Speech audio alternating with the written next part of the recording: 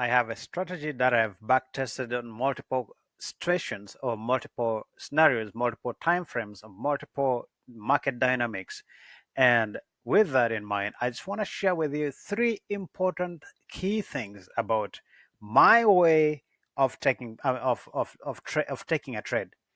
I want to share with you how I enter a trade. I want to share with you how I take profit, and lastly, I want to share with you how to exit a trade. Okay, with all that in place, actually, before I show you all that, there's one key thing I want to bring to your table. Or I want to bring to the table. I want to show you how you can easily draw support and resistance level. Okay, irrespective of any stock that you're trading or irrespective of any market that you're in, we're just gonna go ahead and let's go ahead and get started here real quick. We're gonna get out of that. Okay, so without wasting a lot of time, we're looking at a chart on SPY here, and we know for sure SPY lately has been consolidating a little bit after a recent breakout to the bull. Okay, so I want to share with you something very important that will be very handy to you. First off, I'm going to turn the chart around and I'm going to put everything on a weekly chart or a weekly time frame. Okay, and on that weekly time frame, let's just go ahead and remove every single drawings that we already have. We're going to come up with some drawings here, but before we go ahead and make any drawings, let me go ahead and make things a little bit more clear. Okay, I'm going to zoom things around. Right. All right. Okay, so on this weekly time frame, there are key things that we're looking for. We are looking for swing lows and swing highs, and most importantly, we're looking for recent swing lows and recent swing highs. Okay, and on those levels, we're going to draw a line.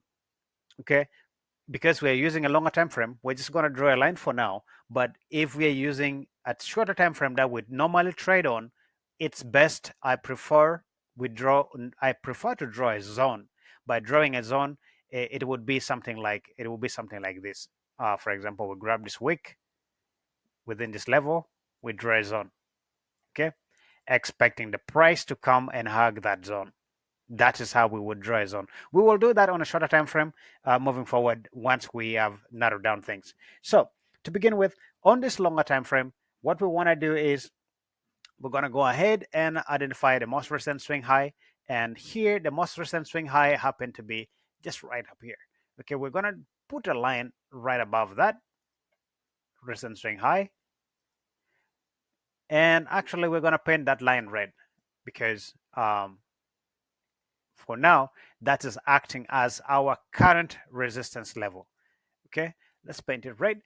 Next thing we're going to do is identify the recent swing low. That was our recent swing high. The recent swing low, I'm going to draw a line right below this red candle right here.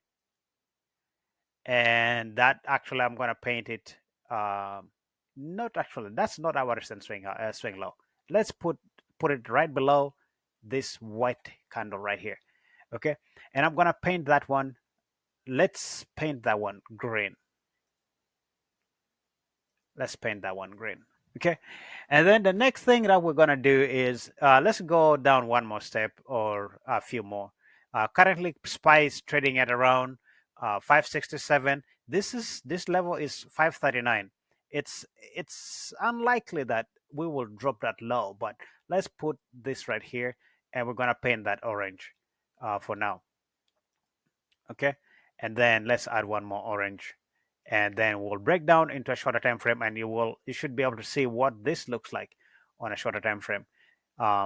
Actually, yeah, let's go ahead and change things around. So at the moment, we do see that on my chart here, I have a 50-period moving average. This 50-period moving average is holding as our resistance level on a downtrend. I mean, actually, our support level on an uptrend. Okay, our support level on an uptrend, which means if price pulls down, this acts as a resistance level. Okay, and then we expect a bounce off from that. So we come and hug that line. We go, we trend upward. But also, on the other hand, I have a triangular moving average, which is that line they are painted in green and red. That triangular line, I will talk about it in a second here when I go to the shorter time frame, because I will have to change things around um, from a regular traditional candle um, to Heikinashi. Okay, so let's go ahead and transform things into a shorter time frame. We're going to go into a daily chart. On a daily chart, actually, let's reset things around. Okay, let's reset things around. On a daily chart, you do see that the levels that we just drew here are corresponding to this zone here, and it's corresponding to that and corresponding to the other one right over there. But now here comes a problem. There's this level that we have spotted on a daily time frame that we did not take care of. Now I'm going to go ahead and just draw a horizontal line right here. Okay, that right there is our current support level. Okay, our current support level, actually a resistance level on this pullback, but also um, a support level at the same time, because that was our previous support right there. Let me put this cycle right there. That was a support level. I mean a resistance level, and also was a resistance level. Um, and now it's a support level at the same time as well.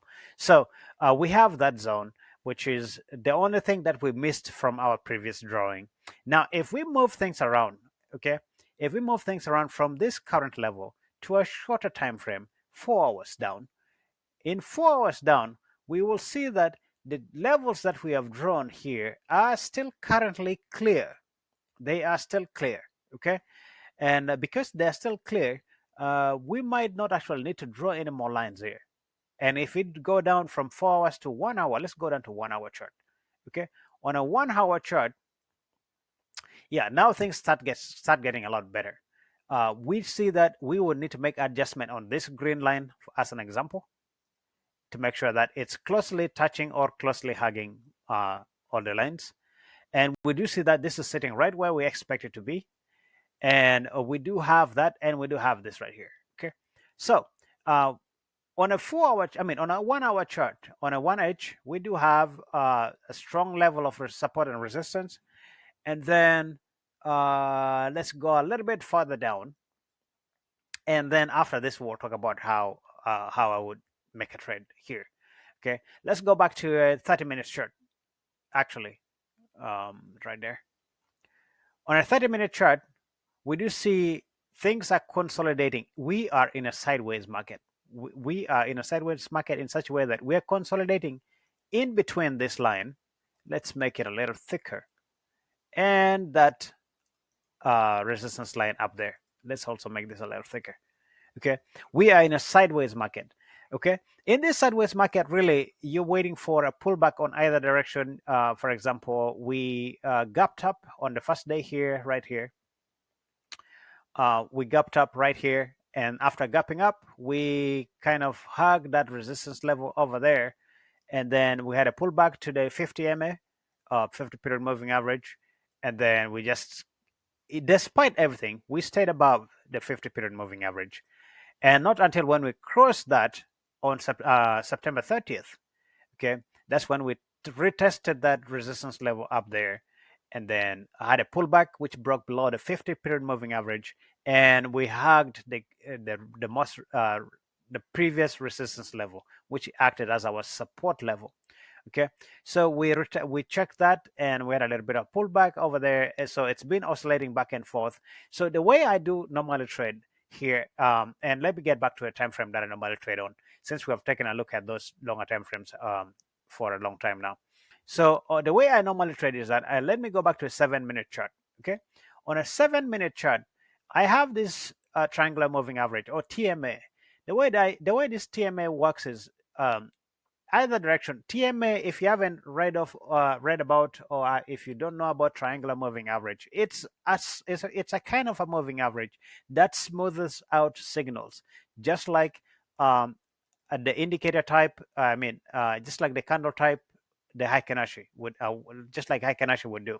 Okay, so I will transform things around here from a regular candlestick to a Heikinashi. So with my Heikinashi, this is what we would do.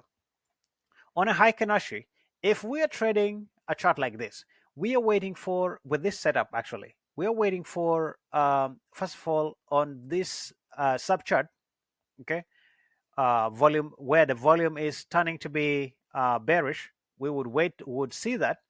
Once we see that volume turning to be, to be bearish, confirm, bringing that idea of a bearish trend, we would take a look on the main chart, and we want to make sure that we are below the 50 period moving average. Once we are below the 50 period moving average, we want to confirm that we are also below the TMA.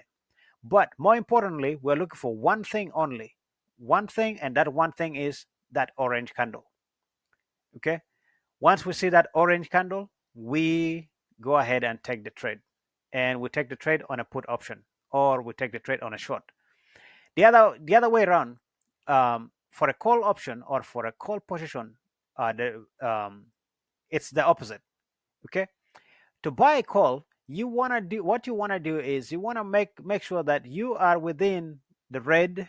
Volume is still positive, which means this blue line is above every single histograms, and the candles are above the 50 period moving average, and you are above the TMA or triangular moving average. Once you see all that, you go ahead and take your trade, which means in this case, our entry signals is the white candle right over there.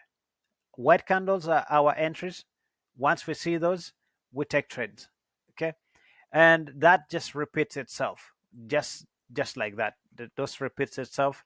Um, Once we see something like that, orange candle, first of all, we want to make sure we're at least below, either, if not below both of these lines, we're at least below one of them. Okay. And then after that, we get in a trade, and then we stay in a trade. There are a few other colors which I haven't talked about. For example, we take a look here. We have the green, just the regular green, and then we have the regular red candle. The regular green candle just means that the market is bullish, but it doesn't have enough liquidity. It doesn't have enough momentum, but also at the same time, it does not have that volume to push the market up. Okay, that's why it's a neutral. And at the same time, also it's neutral for red. Same story. Okay, neutral red is same story. We only trade candles which are yellow, and we only trade candles which are blue. Okay, paying attention to two special candles, which would be that orange and this white right here, if you're looking at it. Okay, with that in mind, the two things I talked about, my entry, like again, my entry would be on a white candle and then trading the yellow candle. That would be my entry. My take profit normally, my take profit, if I go back to, let's go back to 1H, my take profit is that I would be targeting, if I see that we are trending up, I would be targeting a previous recent swing high if I'm trading call.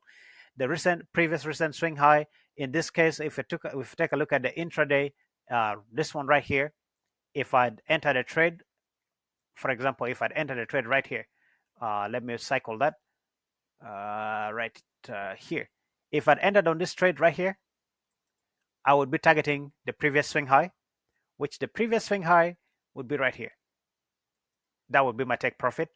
So I would target that, but also this, because this is this happens. This would happen in a day. If I bought a call which was a few days out, yeah, I would target that zone. Once we hit that, it doesn't really matter. You can scale down. I mean, you can take partial profit, or you can take all of your position out. So that's what I would primarily do. Okay, and you can actually also exit your position entirely over there.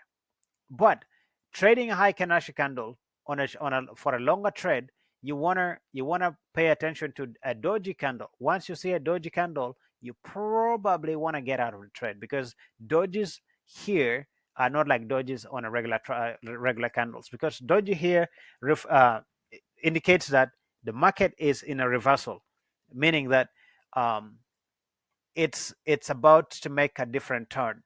Okay, but on a shorter time frame, that's normally what I'm looking for. You can scale this on a shorter time frame. You can scale this on a longer time frame. It doesn't really matter what you want to trade or what time frame you want to trade. You can trade this on a 1 minute chart if you like scalping that short. But just that I try avoiding shorter time frame because of the noise. It's too noisy, and also it brings a lot of panic if you're not careful with what you're doing. So if we take an example of today, we will see that if you are trading a 2 minute chart, yeah, you as long as I think you would just trail with the moving averages. As long as you're a bit below the moving average, you would stay in the trade. If you got that signal for a put while you were already below both lines, that was a great signal over there. Actually, I'm talking about right here. That would be a great signal. You've gotten that signal, and you see how narrow both lines are. It seems like they were just crossing each other's. So that's a perfect entry. So would have gotten in there. You stayed in a trade. As long as you're on one side of both lines, you are good. As long as you see that cross happens, you exit that trade. Okay. And you can also use a trailing stop loss. Not really a trailing stop loss that works on a lot of.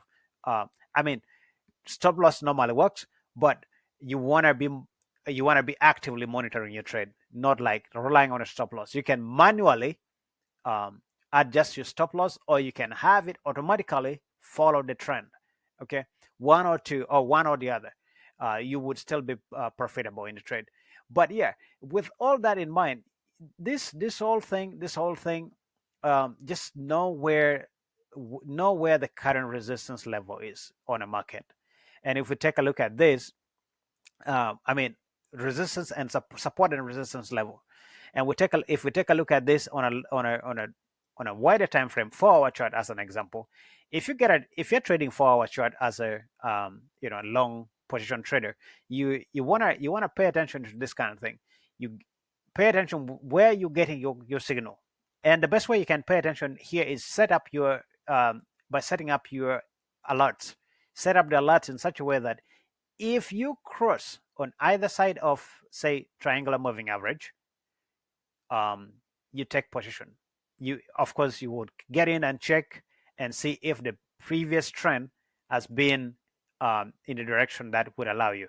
You set up your trade there. You set your stop loss at least to the previous swing low.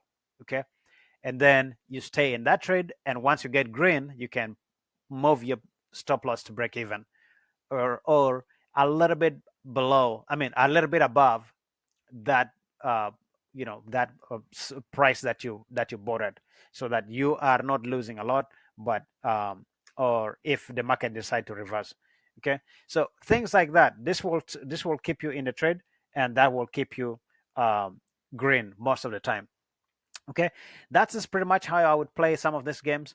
And again, as an example here, we do have like we're getting that sell signal over there. We get that sell signal, but I would avoid that because you know why? I would avoid that because we are still above both lines, and we are still very bullish. We're quite bullish. If we draw a trend line, I know we haven't talked about trend lines here, but if we draw a trend line right here, um, you would say that pretty much this is more likely to be false. Um, yeah, this is pretty much likely. This is more likely to be false. Um, yeah. So we are on a trend line right here. We are on a trend line right there. We are on a trend line right there. So yeah, that would not work. That sell signal would not work for me, at least.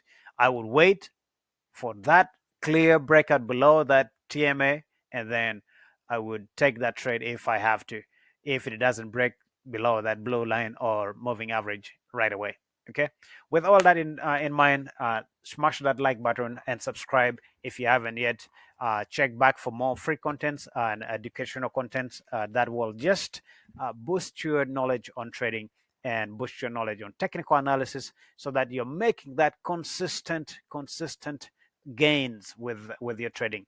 And again, if you haven't checked out my other videos on trading strategy with using Heikinashi, look that video up, and I will link it to this, so that you are benefiting from every single trade that you make. Okay, go out there, go break a leg. Not break your leg, but succeed in your trade. Okay, see you later. Adios.